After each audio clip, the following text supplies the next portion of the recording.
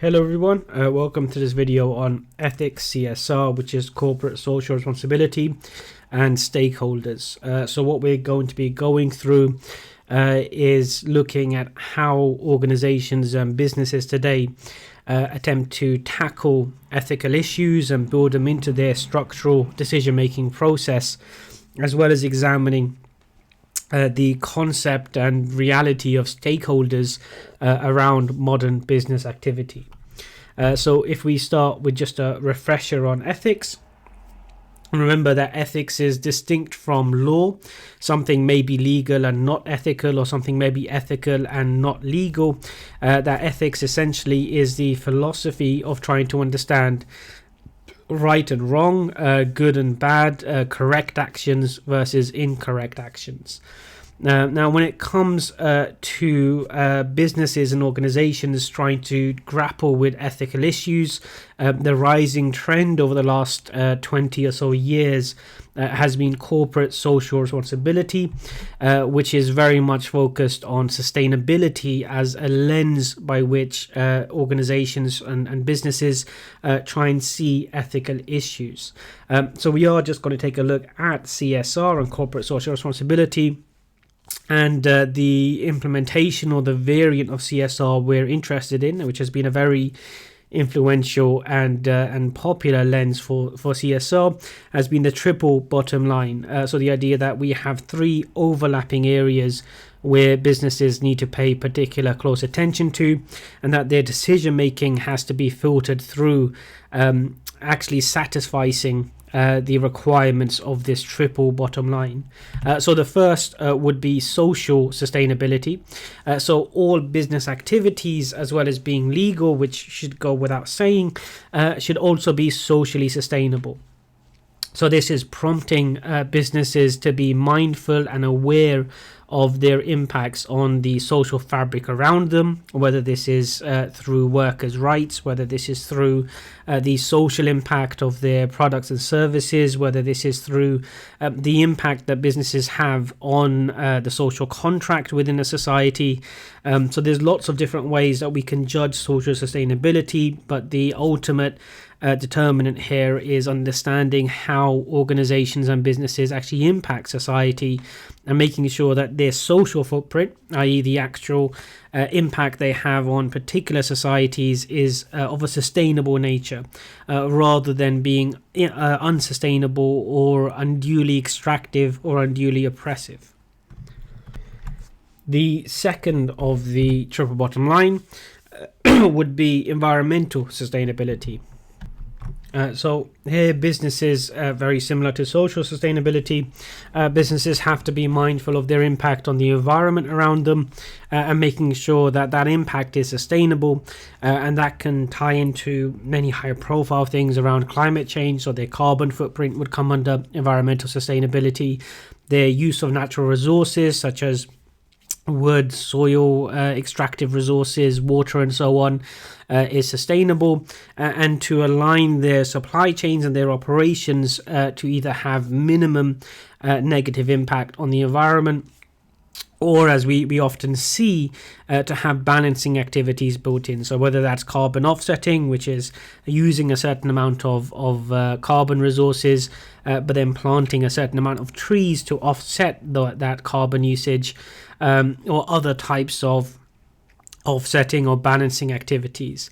The focus ultimately being that every business decision has to be fundamentally environmentally sound or environmentally sustainable.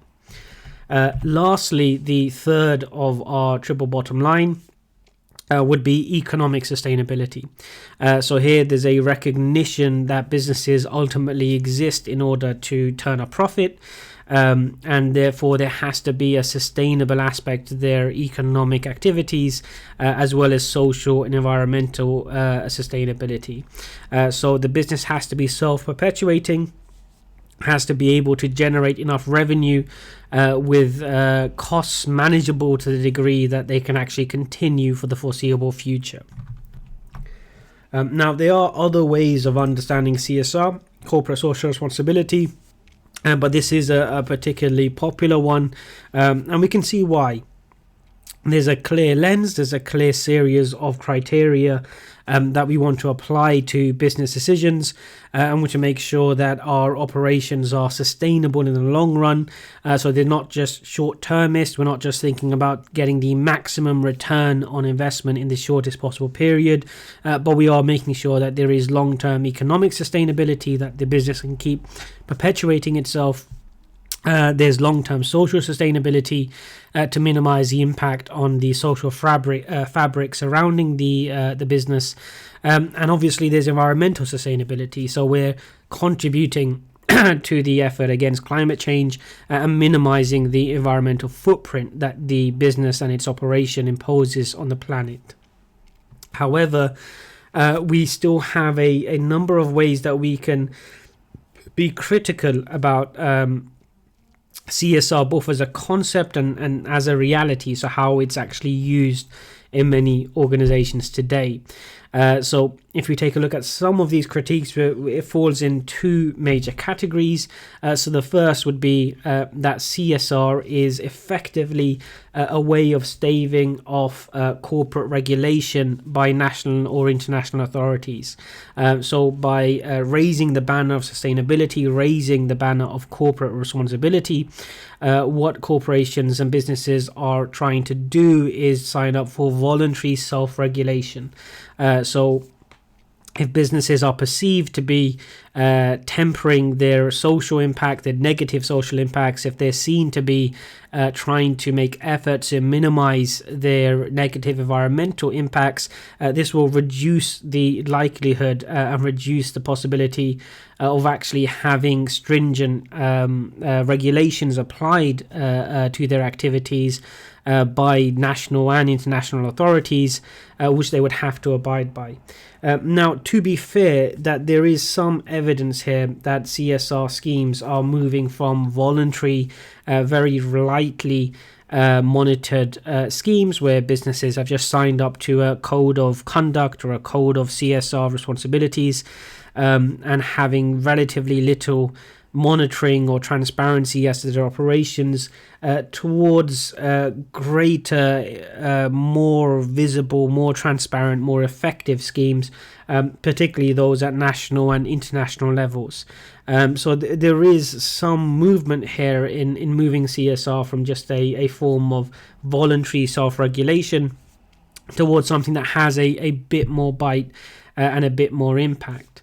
However, we still have the second major critique of CSR, is that it is essentially a rich vein of PR, so public relations and marketing material, where organizations will strive to use the badge of being socially and environmentally responsible in order to gain mindshare, in order to develop brand recognition and brand values in the mind of consumers, and to impact their public image. There is quite a bit of evidence for this as well, and we can see that in many cases organizations that have made significant press releases and promises and pledges have not necessarily changed the kind of processes and operational behavior that has drawn a lot of criticism. So there is at least a case to answer in that CSR is used primarily, or at least in large part, for PR and marketing purposes. And now we are going to come back to CSR in a moment, but I just want to take a look at another concept, that of stakeholders, which has a lot of relevance and utility when it comes to considering ethics and particularly business ethics. Stakeholders are individuals, groups, or parties that have some sort of interest in an organization, operation, or process that we're considering. So a company can have stakeholders, individual processes can have stakeholders, and individual operations can have stakeholders as well. So when I say they have some sort of interest in this. This means that they are either affected by the organization, operation, or process, or they have some form of direct or indirect influence over the organization, operation, or process. So there's some kind of involvement, whether it's from above in terms of actually being able to influence it, or from below, or on a peer-to-peer level, and that they are affected by the organization, operation, or process.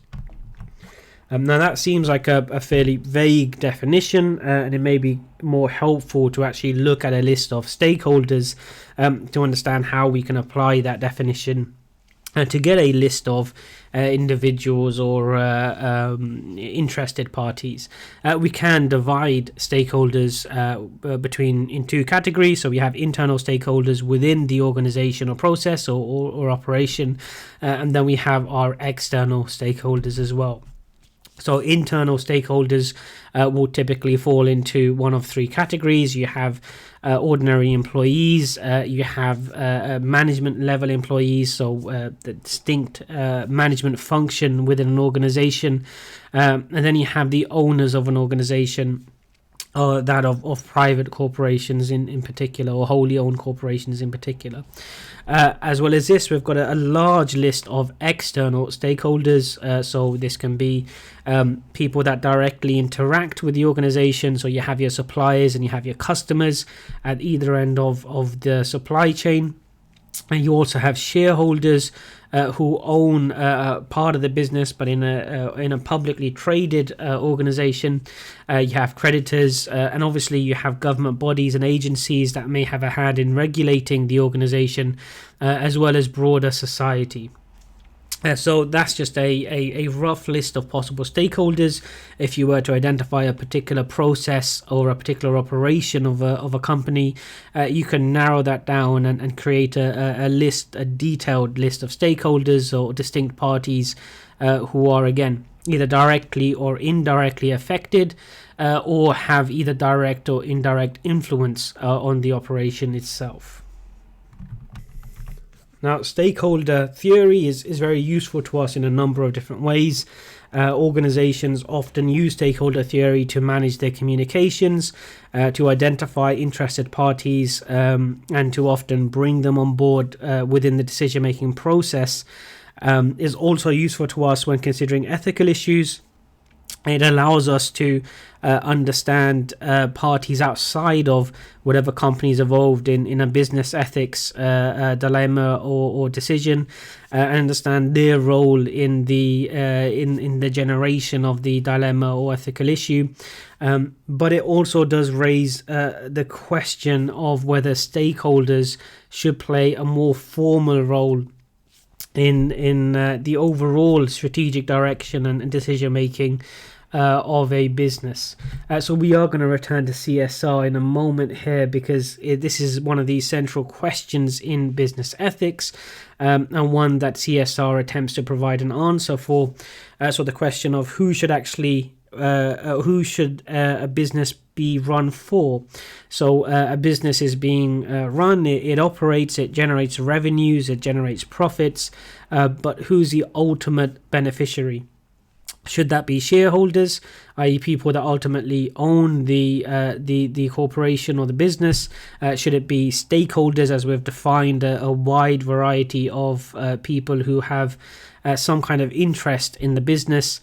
Should it be employees, if we're going back to classic labor theory, and things like collectives and other forms of business organization or organizational theory?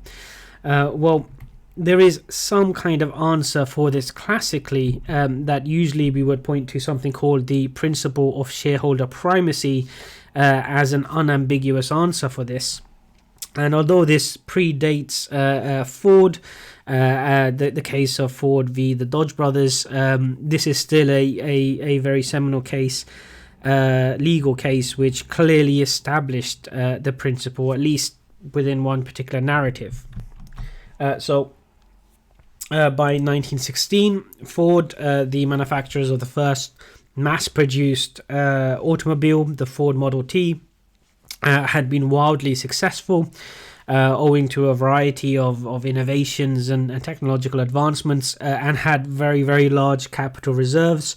And Henry Ford, the head of the corporation, announced a big expansion plan, which was aimed at actually raising wages to benefit workers, providing them with educational opportunities, cheap housing, subsidized housing, other leisure facilities, as well as lowering prices to benefit consumers as well.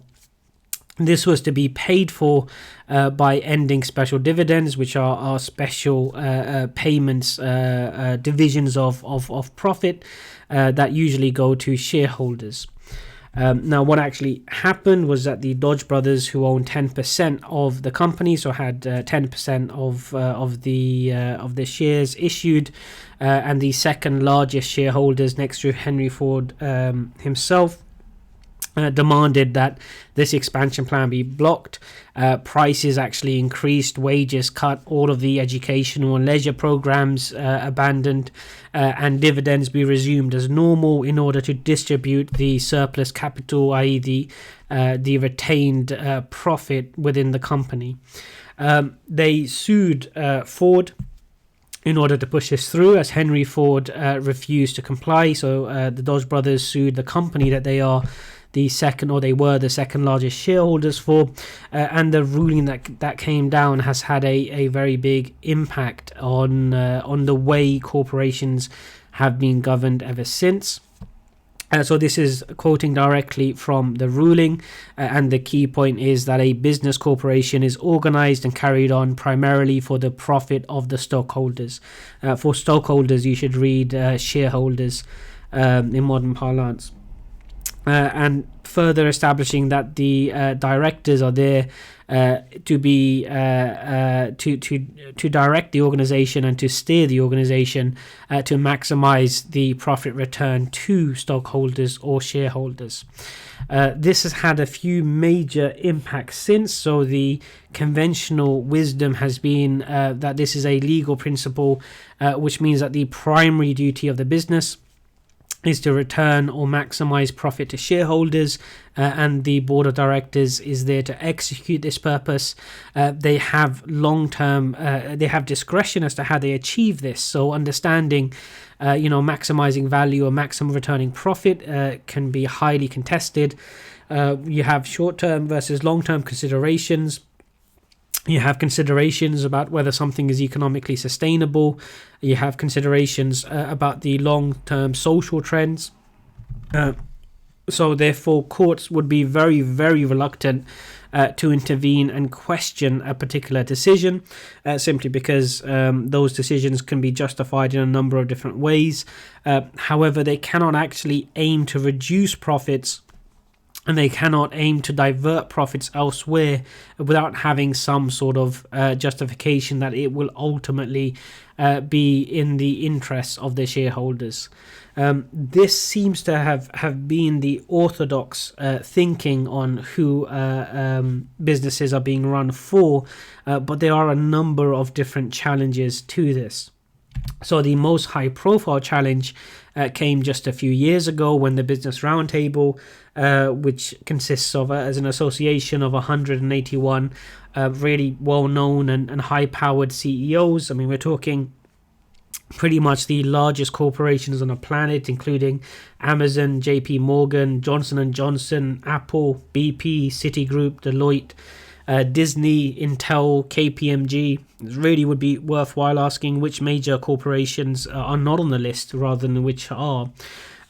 Issued a press release signaling a marked shift away from shareholder primacy and towards a stakeholder model, where organizations will be run for the primary benefit of all stakeholders, or at least in a generous reading, all stakeholders would be formally considered in decision-making processes, and that does mark a significant break with the previous orthodox narrative of shareholder primacy. It'd be important not to get carried away in terms of the shift that this represents. There is a number of high-profile decisions that were taken not soon after this statement was issued that can be used to critique just how significant this statement is in terms of the practical operation. So, for example, Amazon CEO or then CEO Jeff Bezos was one of the high-profile signatories, and yet a couple of weeks after this, Amazon made the decision, I think with Whole Foods, one of its subsidiaries, to cut wages and to reduce employment benefits and change workplace conditions. So it's worth being a little cynical about the practical impacts, but the underlying signal that the principle of shareholder primacy may not be this all-encompassing definitive answer to the question of who should a business be run for is certainly quite significant. As well as this recent development, we also have a traditional critique of the principle of shareholder primacy in that it encourages value extraction rather than value creation. So we can see the shift in how economic activity takes place since the 70s. This move towards reducing costs and distributing freed up cash to financial interests, particularly shareholders, obviously, as contributing to employment instability, income inequality, widening income inequality, and other negative social factors, really fundamentally extracting value from within business operations rather than focusing on value creation. So if you look at firms' operations in the interwar period and in the period just after the Second World War, we do see, and there is some evidence that there were patterns of trying to make firms more competitive through investing in workers, higher income, greater job security, contributing to more equitable and greater or more stable economic growth, this concept of sustainable prosperity. Again, this narrative is contested, but it has been the traditional argument against seeing the shareholder or the principle of shareholder primacy as being an effective engine of economic growth. So that does take us back to this fundamental question again about who a business should be run for and the role that our ethical systems or ethical thinking plays in how we answer this. And certainly CSR has a lot of critiques and criticisms, but there seems to be a move away from seeing that a business should be ultimately run for the benefit of shareholders and towards a model which embraces stakeholders either as well or instead.